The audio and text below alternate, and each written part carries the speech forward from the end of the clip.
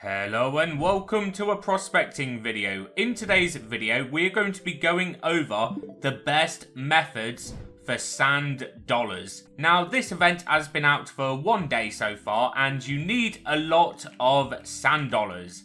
Now, this is a new currency that got added into the game, and you need sand dollars to buy the new equipment pieces, the new trinket, the umbrella, which I've heard is very OP. And you might see that these items do actually cost a lot of sand dollars. So you do need to use some methods to be able to get them. And you can also use sand dollars to buy void shards, meteor fragments, infernal idols, solar magnifiers, and friendship totems. Friendship totems are actually very cheap. But from what I have found out, there is a couple of methods you can do to earn sand dollars. Now, one of the methods is just walking around and picking them up from the floor, but this is very, very slow, so I would not recommend that at all. And then the next way is grabbing the quest on this island. I can show you the quest here.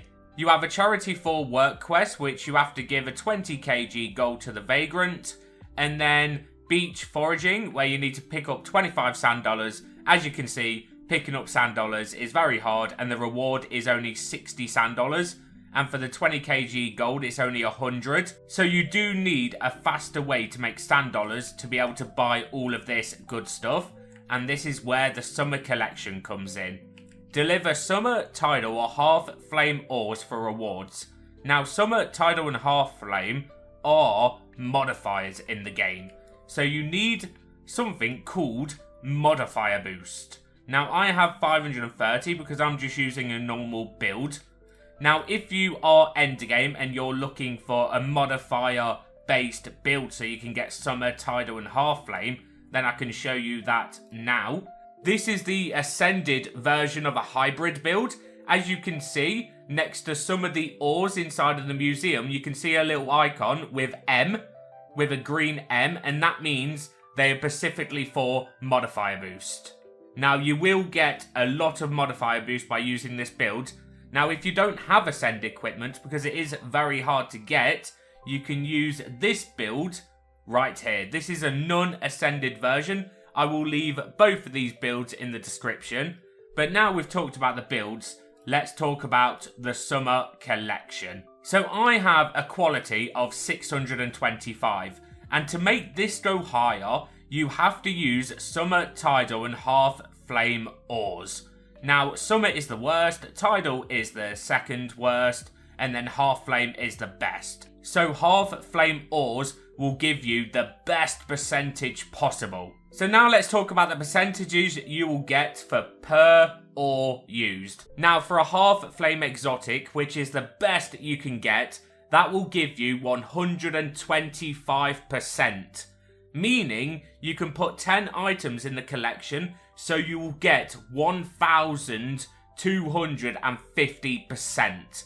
Because the higher the quality, the better the rewards. And then for Tidal Exotic, you will get 100%.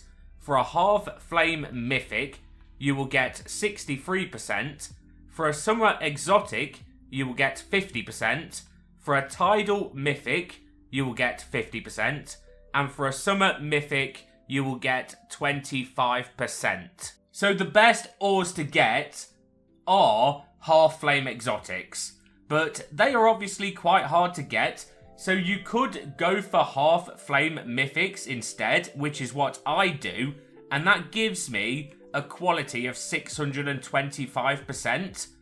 Because when we collect our rewards right now, which I can do every hour without spending Robux, look how many sand dollars I'm about to get from 625. I just got 152 sand dollars. I do have some Tidal Forgotten Exotics though. These will give us 100% quality per one. And then I also have a bunch of Summer Exotics as well. Even though a Summer Exotic is basically the same percentage as a Tidal Mythic. But here we go. Now, you might be wondering why I've got Summer Dinosaur Skulls.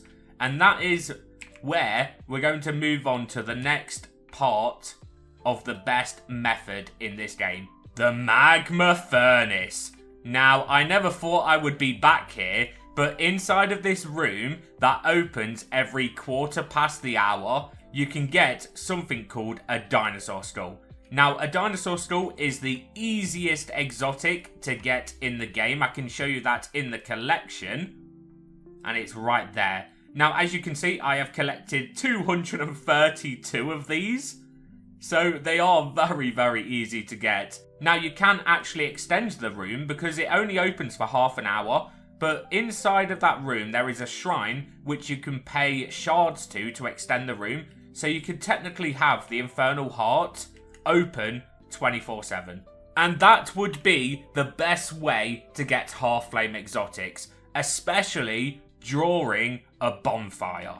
And this is the bonfire right here. Now, sand dollars collected, global, so this is everyone collecting sand dollars in prospecting. We are at 66,000 out of 250,000. So what happens when that reaches 250,000? There is a big wheel that spins, and it can land on something that can trigger more tidal modifications and also more half-flame modifications. Now, the one to get more half-flame modifications, I think it's like Night of the Bonfire. You will see it when it triggers. But when this event actually does trigger, you get a lot more half-flame. So make sure you are around in this game when this pops. When this reaches 250,000, because it is very, very useful. And you can see the number is going up pretty fast. We were on 66,000 just a second ago, and now we're on 70,000. So the best possible method, if you are a serious endgame player in prospecting, is farming half-flame exotics, which I recommend dinosaur skulls, or you can also just go for these forgotten totems in this area. Like, I do not find them very hard to get. We can actually see how many I've collected so far. So if we take a look at this forgotten totem inside of the collection, you will see that I have collected 187 of these, and the update was out yesterday. Like, what?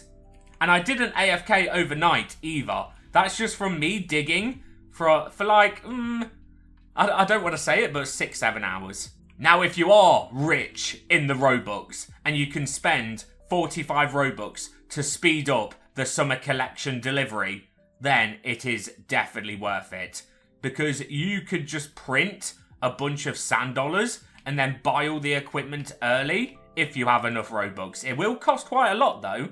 To get all the items inside of this area, it will probably cost you, I want to say 2,000 Robux, maybe a bit less. So it's not crazy, but it's still quite a lot. But that is one way you could do it, but you can just do it for free because this event is around for 3 weeks and there's going to be a part 2 next week, which will probably make sand dollars maybe a little easier to get, who knows. That's what they done in a limited time event before, so it wouldn't surprise me if they do it again. So if you're like a mid-game player, I would suggest going for like tidal mythics, summer mythics, half-flame mythics if you can. Now you could probably get away with using like legendaries and stuff, but the percentage, you'll get such a bad percentage, it might take you months to like get the items in this area. So I would suggest putting on the hybrid build if you're taking this seriously. Like, you can still make all the currency you need without the hybrid build, like I am. Like, I don't think I'm going to be switching myself, but I would recommend it because the higher modifier boost that you see in your stats, the higher chance to get half-flame. But during like half-flame events, like the Night of the Bonfire, they do become naturally easy anyway. Now, you could always go to places like the Frozen Peak as well, because this is where you can get an item called the Cryonic Artifact. And as you can see, I have collected a lot of these as well. This is the second easiest exotic to get in the game. So you could just farm here and then move to the Infernal Heart, farm there, and then move back here and farm here. So you could do half an hour here, half an hour in the Infernal Heart, half an hour here, half an hour in the Infernal Heart and keep rotating for the best chance at half flame exotics. Now, if you are struggling to get like high percentages on the summer collection, then I do recommend doing the quest. There is, I think, 3 quests on this island. You just need to go up to the NPCs that have a green question mark above their name. I'm pretty sure one was over here. That guy right there, the photographer. And we can't miss the opportunity to get these Wave Rider blueprints and the Shell Necklace blueprint and the beach umbrella trinket, because a trinket is a new thing in the game.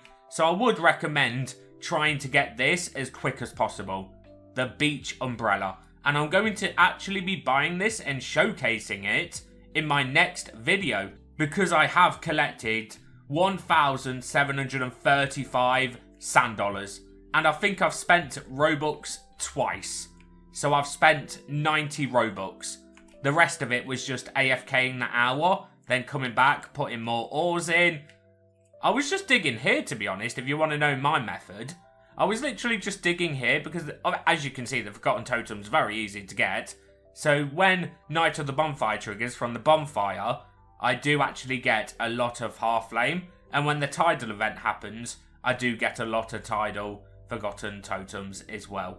But I think that's pretty much it. That is the best methods to get sand dollars in prospecting. Now, if you did enjoy this video, then please leave a like. And if you really enjoyed, then make sure to join my Discord and subscribe. And I'll see you in the next video. Goodbye.